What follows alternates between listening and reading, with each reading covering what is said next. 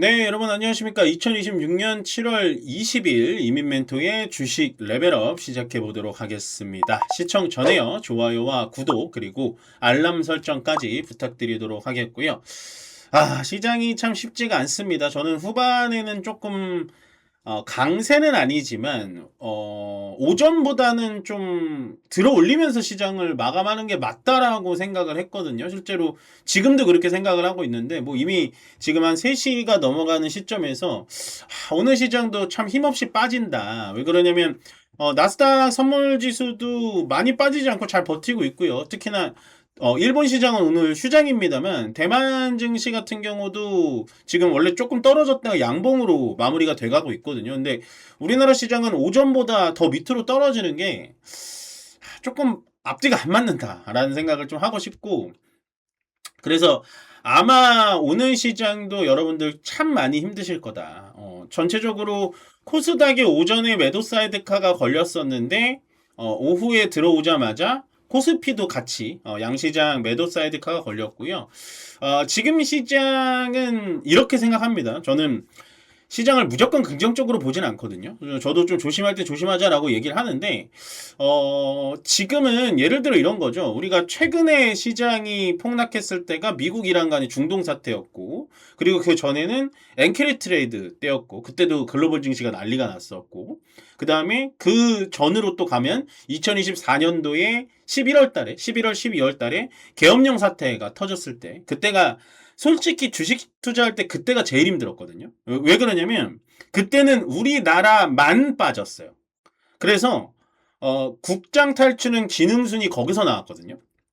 그때가 이제 국내 투자로만 벌어먹고 살고 국내 투자만 평생을 해왔던 제 입장에선 너무 힘들었던 부분이었죠, 사실은. 우리나라만 빠지니까.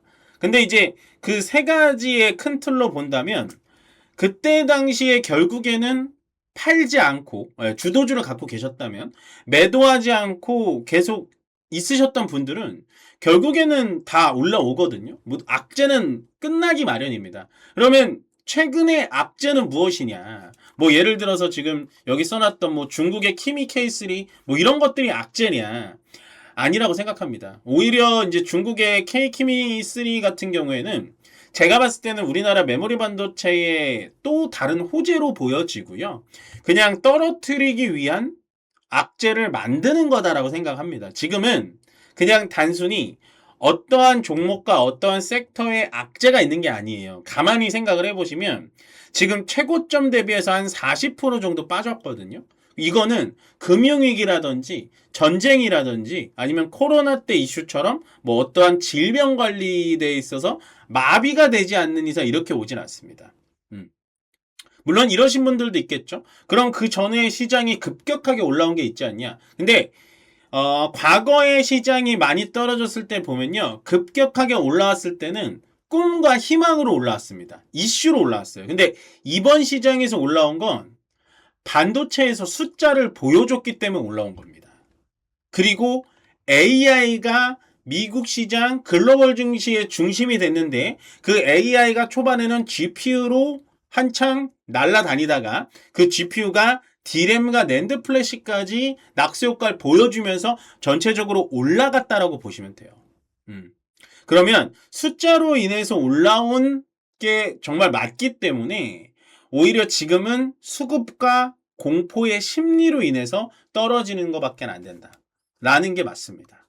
그리고 다시 한번 말씀드리지만 정확하게 어느 시점부터 시장이 반등될지는 예측을 못 드리겠어요. 제가 늘 여러분들께 틀린 예측을 했으면 틀렸다라고 말씀을 드리는 스타일이지만 보시면 저는 6월 달에 시장이 어느 정도 조정이 끝났을 거라고 생각을 했습니다. 그래서 박스권으로 보시면 되는데 박스권 하단은 7,000, 상단은 8,300, 8,200포인트를 봤다라고 말씀을 드렸고 근데 실제로 7월 달부터 시장이 더 빠졌고요. 지금은 코스피 지수가 오히려 6,500까지 500포인트나 떨어졌습니다.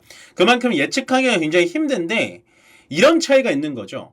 틀리면은 틀렸다라고 말씀을 드리는 게 오히려 여러분들의 신뢰를 더 얻을 수가 있는 겁니다. 왜냐면 지금은 지수나 종목이나 이런 걸 예측하기가 굉장히 힘들고요. 더군다나 제가 너무 힘든 게 뭐냐면 최근에 유튜브나 경제방송이나 뭐 이런 레포트나 아니면은 뭐 어떤 매개체 뭐 이런 것들이 모든 사람들이 다 하방으로 봅니다. 지금이라도 뭐 탈출을 하세요. 뭐 계좌를 뭐 지키는 뭐 방법 뭐 이러면서 제가 뭐 현금을 그래도 가지고 있으랬죠. 막 이런 분들도 많고. 근데 사실은 그게 결과론적인 거죠. 떨어졌을 때 떨어질 것 같다라고 얘기를 누가 못 하겠습니까? 저도 맨 앞길 앞 일을 예측을 못하는 사람입니다만 지금은 딱 그런 거예요. 하락의 폭이 너무 과하고요. 그리고 하락의 이유가 명확하지 않다라는 건 팩트입니다. 그러면 여러분들의 선택입니다. 제 말이 무조건 맞고 제 말대로 하세요라고 얘기 드리는 게 아니에요. 여러분들의 선택은 늘 여러분들이 하셔야 되는 거예요. 여러분들의 계좌니까. 근데 제가 늘 말씀드리는 건 팩트와 지금 떨어지는 이유를 생각해 보자는 거죠. 우리나라, 뭐 일본, 미국, 대만 어떠한 증시도 매일같이 오르진 않습니다. 늘 올라가는데 부침이 있고 올라가는데 부침이 있습니다. 그 부침이 있을 때 떨어져 나가는 사람들의 특징이 뭐냐면 과거에 증시가 많이 올라올 때 신규로 들어오신 분들이 떨어지는 거예요.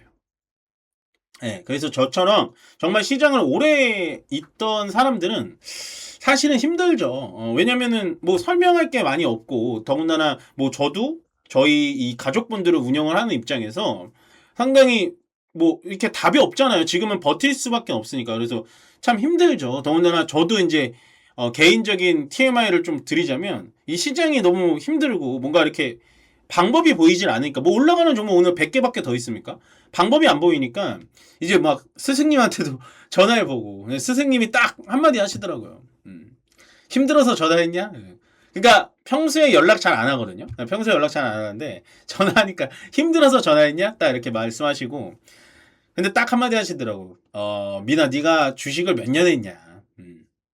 이렇게 하락되고 이유 없이 하락되는 거 한두 번 겪냐. 그 말인 그거죠. 결국엔 버티면은 제자리까지 다 올라오는데 하루하루 쳐다보다 보니까 힘든 거 아니냐. 막 이렇게 얘기를 하셨는데 참 제가 아직 따라갈 수 없는 영역을 좀 가지신 것 같습니다. 어찌됐든 간 제가 말씀드리고 싶은 건 지금 상황에서는 매도를 한다 그래도 의미가 없어요. 뭐 그럴 수 있겠죠. 오늘 매도를 합니다. 20% 손실을 본 다음에 매도를 해요. 그럼 밑으로 더 떨어집니다. 밑으로 더 떨어진 상태에서 여기서 매수를 해요. 그러면 여기서 손절한 금액을 여기서 더 살 수 있으니까 나중에 올라갈 때 수익을 볼 수 있다. 라는 개념인데요.